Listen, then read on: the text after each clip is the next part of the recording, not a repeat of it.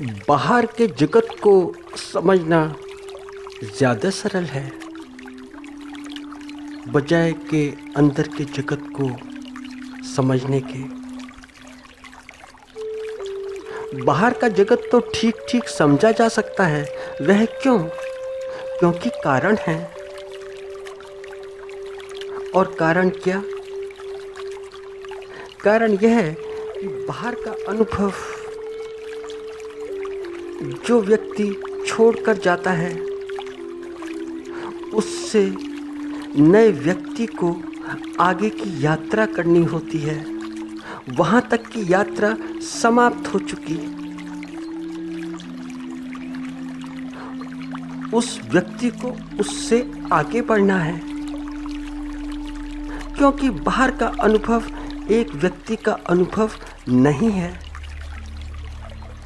बाहर का अनुभव काफ़ी व्यक्तियों का अनुभव है। और ऐसा अनुभव, ऐसा भौतिक अनुभव, ऐसे भौतिक जगत का अनुभव हस्तांतरित होता चला जाता है। तो एक सरलता आती है, एक सुगमता आती है। और यह सुगमता आती है कि यात्रा प्रारंभ से ही नहीं करनी होती कि तुम फिर से शुरू करो। तुम्हें आगे से करने होती है कि जहाँ पर जो छोड़ कर गया है उससे आगे चलो।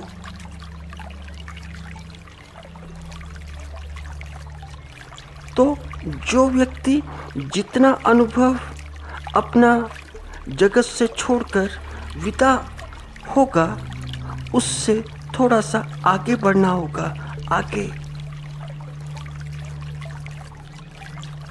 क्योंकि उसने अपना अनुभव आगे बढ़ा दिया, संग्रहित कर दिया, वह पुस्तकों में हो गया।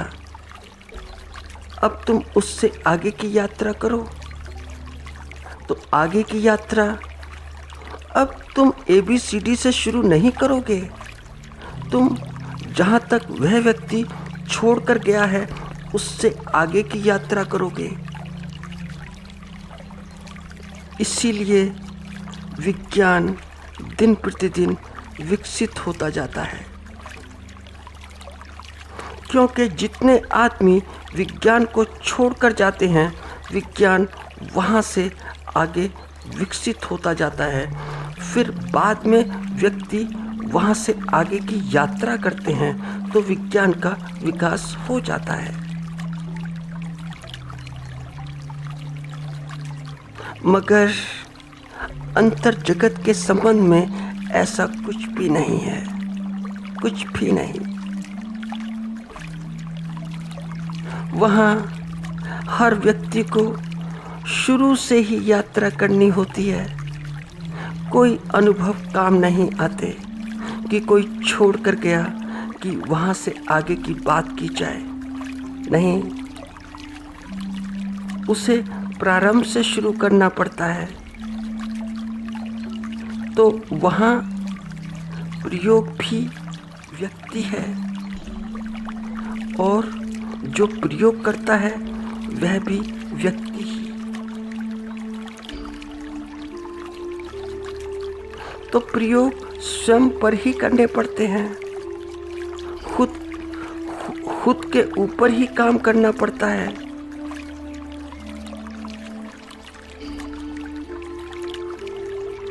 और जब तक खुद के ऊपर कोई काम ना किया हो, खुद को ठीक से ना देखा हो, खुद को ठीक से ना समझा हो, तो कोई कितना ही कहे, कितना ही समझाए, मगर बात ठीक समझ में नहीं आ पाती। कोई बात ठीक से आएगी कैसे समझ में? कहाँ से आएगी?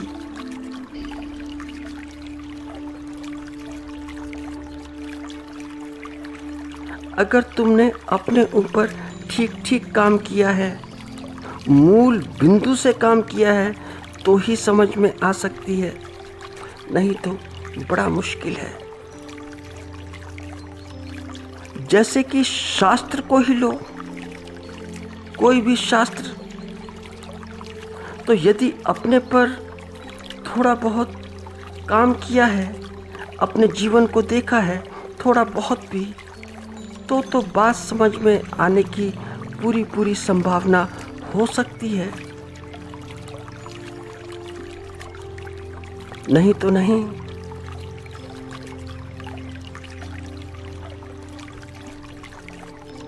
और संभावना क्या? संभावना यह है कि शास्त्र जैसा बोलते हैं, जो बोलते हैं, ठीक ठीक हम वैसा ही समझें कि जैसा शास्त्र बोलते हैं। हम शास्त्र को वैसा ना समझें कि जैसी हमारी समझ है।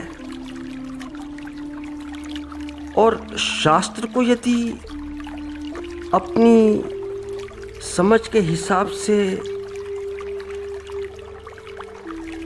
लिखा पढ़ा जाए तो शास्त्र फिर वह शास्त्र नहीं रह जाता जो वह कहना चाहता है, जो वह बोलना चाहता है।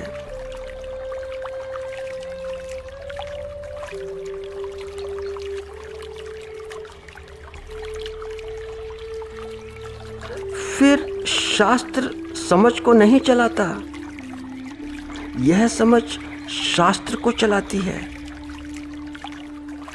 और समझ, जिसकी जैसी समझ, जितनी समझ, वह शास्त्र को उतनी ही समझ के हिसाब से चलाता है।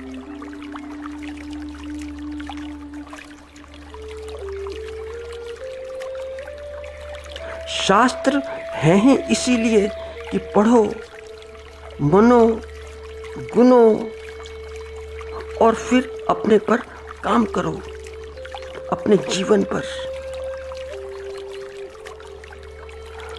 फिर यह अनुभूति लो कि शास्त्र क्या कहता है, वैसी कोई अनुभूति है या नहीं।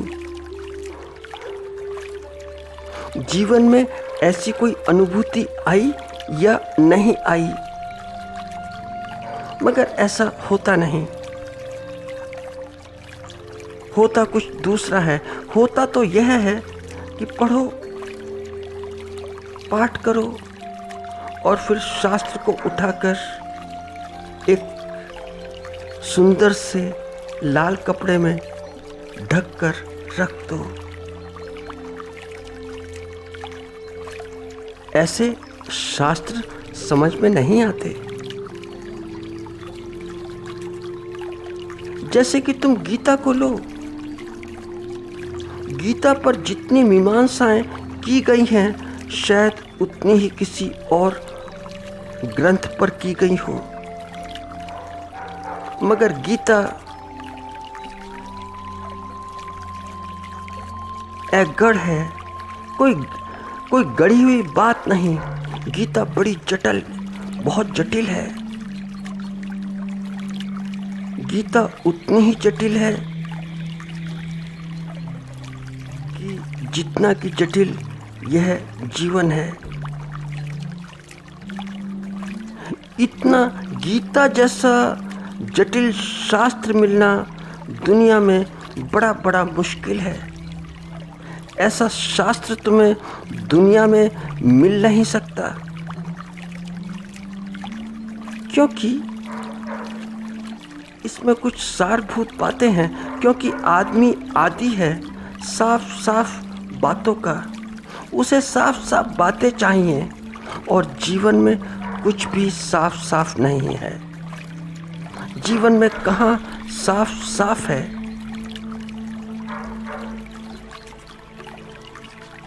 आदमी साफ सुथरी भाषा जानता है। आदमी को तो बस इतना पता है कि अंधेरा बोलो तो अंधेरा होना चाहिए, उजाला बोलो तो उजाला होना चाहिए।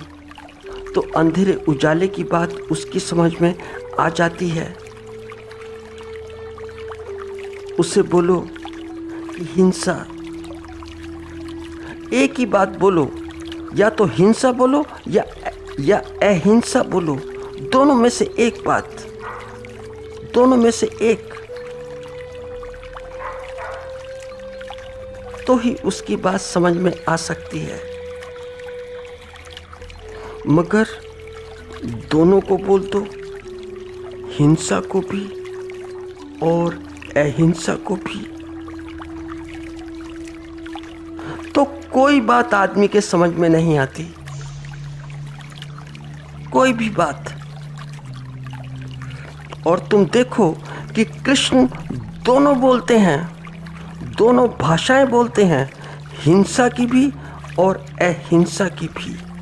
वे दोनों से सहमत हैं।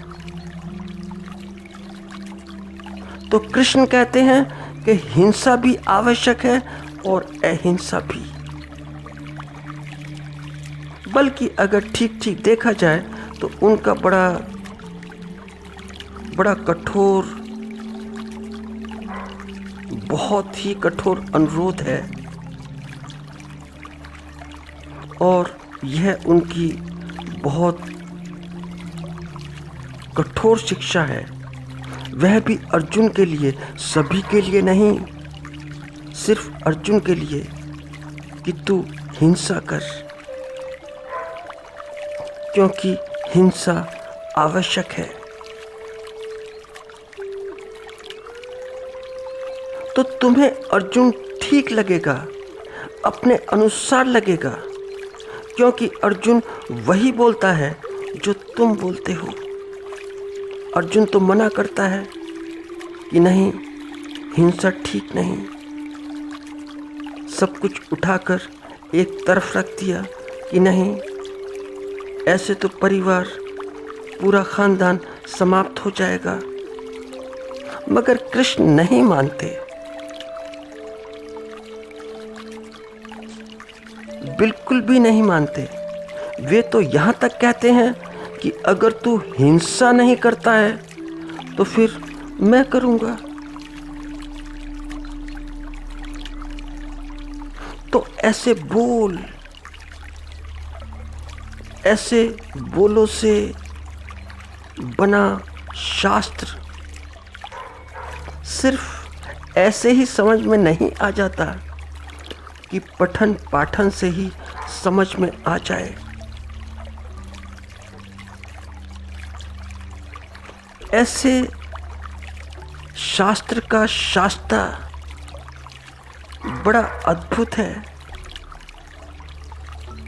उसकी तुम क्या विवेचना करोगे, क्या व्याख्या करोगे? तुम कितनी भी उसकी विवेचना करो, कितनी भी व्याख्या करो, बड़ी बड़ी मुश्किल हो जाएगी उत्तर देने में, क्योंकि बहुत से उत्तर ऐसे हैं कि जो नहीं दिए जा सकते। और कृष्ण के संबंध में काफ़ी प्रश्न हैं कि जिनके उत्तर नहीं दिए जा सकते हैं। नैतिकता के आधार पर, सामाजिकता के आधार पर, मगर जीवनगत आधार पर वे बिल्कुल सत्य हैं।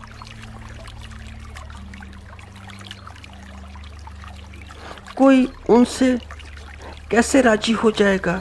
क्योंकि धर्म का सार क्या है? धर्म का सार सिर्फ इतना है कि अहिंसा, यही धर्म है कि जो हिंसा ना करे। और कृष्ण तो हिंसा की बात करते हैं, और जो व्यक्ति हिंसा की बात करता है उससे तुम क्या कहोगे? तो उन्हीं के सारे वचन हैं, गीता उन्हीं के मुंह से निकली है। और क्योंकि गीता उन्हीं के मुंह से निकली है तो इसलिए गीता में काफ़ी विरोधाभासी बातें हैं। गीता बड़ी बेबूझ है, इतनी बेबूझ है कि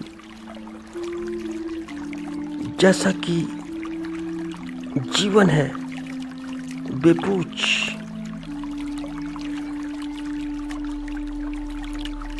गीता रहस्यों से भरी है, ऐसी ही भरी है कि जैसा कि जीवन। तो गीता को पढ़ने से पहले, गीता को उठाने से पहले तुम थोड़े अपने हाथ देखना, थोड़ा खुद को देखना। क्या तुम गीता को उठा सकते हो?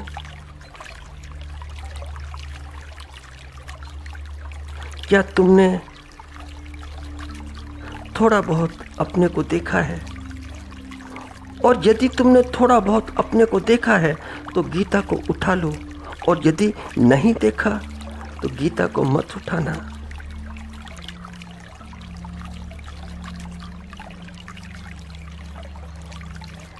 तो गीता को पढ़ने से पहले यदि थोड़ा बहुत व्यक्ति ने खुद को पढ़ा है तो ही गीता उसकी समझ में आ सकती है।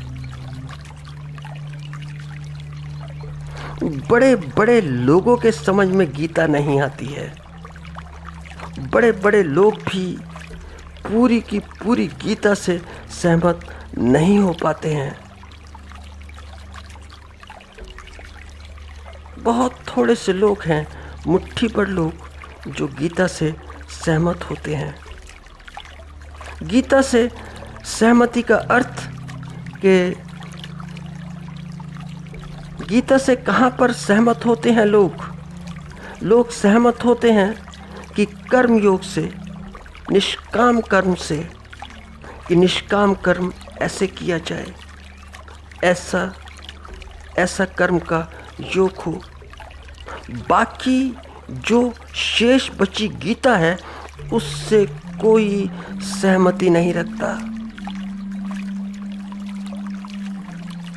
और खास तौर से जो अहिंसा का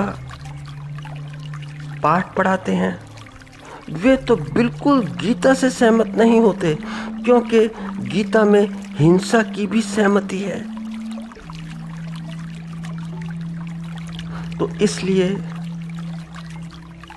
बड़े लोग नाम लेना उचित नहीं है कि उनका नाम लिया जाए, जो अहिंसा की बातें करते हैं ऊपर ऊपर की। बड़ा मुश्किल है गीता को समझना, क्योंकि आदमी वही समझता है जैसी उसकी समझ होती है। जितनी समझ वैसी ही समझदारी।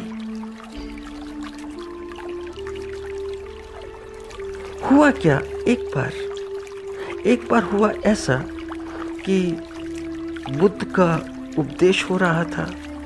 बुद्ध उपदेश दे रहे थे तो सभी थे, सभी हर आयु के लोग, हर वर्ग के लोग, हर व्यवसाय के लोग, और बुद्ध के साथ आनंद भी थे, क्योंकि आनंद तो बुद्ध के साथ ही रहते थे। तो प्रवचन के अंत में हुआ क्या कि बुद्ध ने कहा कि बस उठ जाओ, जागो, जाग ही जाओ, क्योंकि सारा का सारा समय निकल रहा है, निकल ही चुका है। उठ खड़े हो जाओ, समय थोड़ा सा शेष है, इसका उपयोग कर लो। उपदेश समाप्त हो गया और गौतम बुद्ध आनंद के साथ निकल गए विचरने बाहर।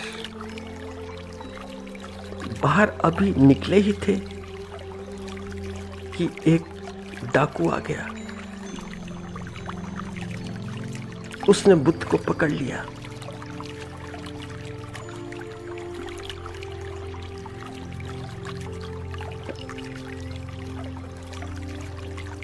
और फिर वह बोला कि प्रभु, क्या जादू है आपकी बात में? आपने मुझे चेता दिया, संध्या का समय आपने ऐसी बातें बोली। आपकी बातें सुनकर इतना मुक्त हो गया कि मैं सब कुछ भूल ही गया। आपसे क्या झूठ बोलना। डाका डालना था, डाका डालने जाना था।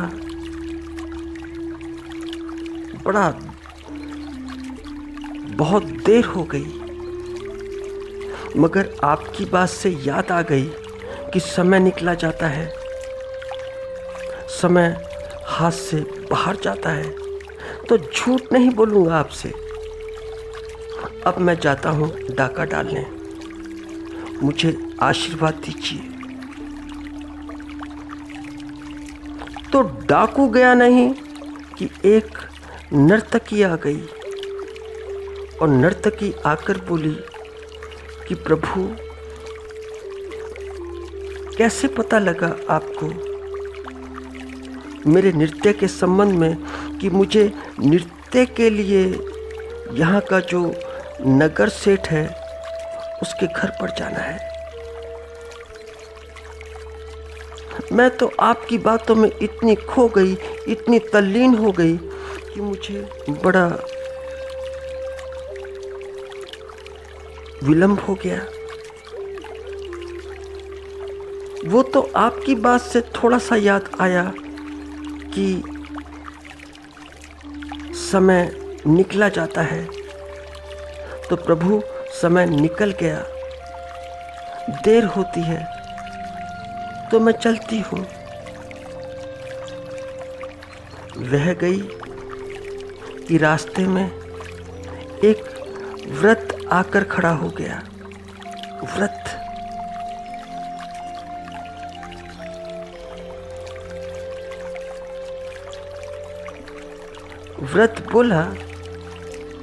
व्रत यह बोला कि पूरा जीवन लगा दिया सांसारिक बातों में, मेरा सारा जीवन बह गया, बेकार हो गया। और जब आपने कहा कि जाग जाओ, उठो, कि समय गया, तो फिर मेरी आँख खुली कि सच में ही मेरा सारा समय गया, मेरी सारी आयु गई। अब दुनियादारी बेकार हो गई। आपने आंखें खोल दी। अब दुनियादारी का कोई मोह नहीं है।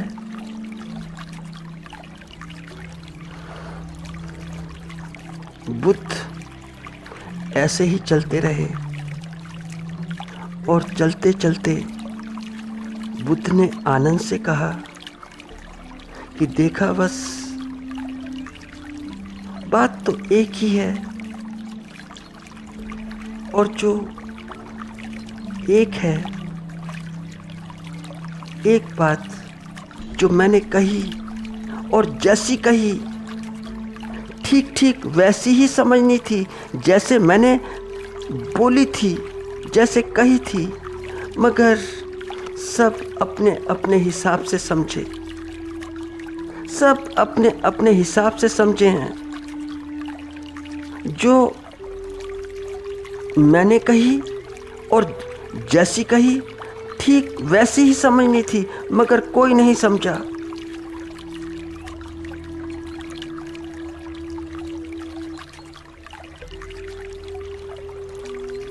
सब अपनी अपनी समझ के हिसाब से समझे।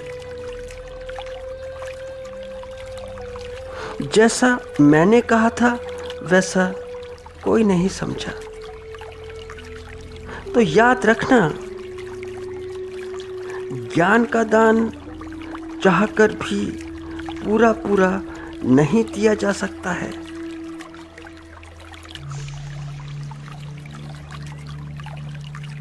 क्योंकि पात्र छोटा है, छोटा।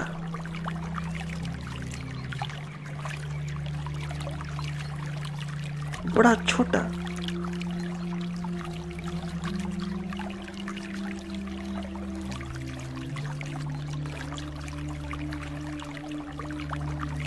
और पात्र जितना खाली है उतना ही ज्ञान का दान दिया जा सकता है। ज्ञान का पात्र जितना खाली रहे उतना ही पात्र में समा जाता है। और यही अर्थ है कि तुम अपने ऊपर क्या काम करते हो, कि तुम अपना पात्र खाली कितना रखते हो। जितना पात्र खाली हो उतना ही ज्ञान का दान लेने की पात्रता प्राप्त हो जाती है।